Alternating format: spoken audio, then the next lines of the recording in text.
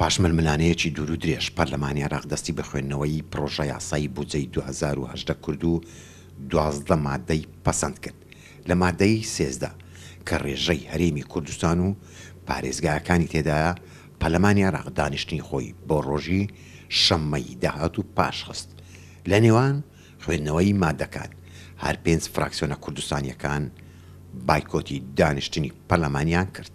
ئێمە لە کاتێکدا ئەم پرۆژە یاسایە ڕەت دەکەینەوە، داوا دەکەین سەرکردایەتی سیاسی کوردستان و هێز و لایەنە نێودەوڵەتیەکان بەدەنگ بێن لە بەرامبەر ئەو نەعەدالەتیەی کە بەرامبەر بە گەلەکەمان دەکرێت و ئەو سیاسەتە هەڵەیە ڕاست بکرێت ئەگینا تەواوی گەلانی عێراق زەرەرمەندی یەکەمی ناکۆکیەکان دەبن.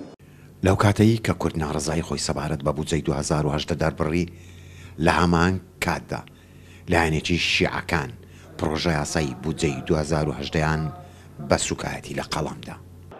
الشعب العراقي گەلی عێراق داوای بودجەیەکی ڕاستەقینە دەکەن کە لە بەرژەوەندی خەڵکدا بێ. بودجەکەی ئەمڕۆ بودجەیەکی خەیاڵیە، هیچ سوودێکی تێدا نییە.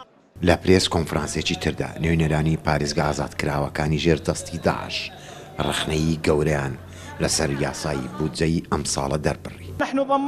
ئێمە بۆ ناوچە ئازادکراوەکان و بە تایبەتی پارێزگای نینەوە داواکاریەکانی خۆمان پێشکەش کردووە. ئەگەر دەرکراوەکانمان نەگەڕێنەوە و مادەیەکی نوێمان بۆ نەدۆزنەوە کە مافی پۆلیس و سپا و پاسەوانەکانی سنووریمان تێدا نەبێ و هەروەها گرێبەستەکانمان بۆ دانەمەرزێنن، ئێمە دەنگ بە بودجە نادەین. هەرچەندە یاسایی بودجەی 2018 دایان ڕخنەی لێگیراوە، بەڵام پەرلەمان و حکوومەتی عێراق سوورن کە ئەم پرۆژە یاسایە سەرەڕای گشت کۆسپەکان دەبێ پەسەند بکرێت. لە بەغداوە نزار عەبدوڵڵا، دەنگی ئەمریکا.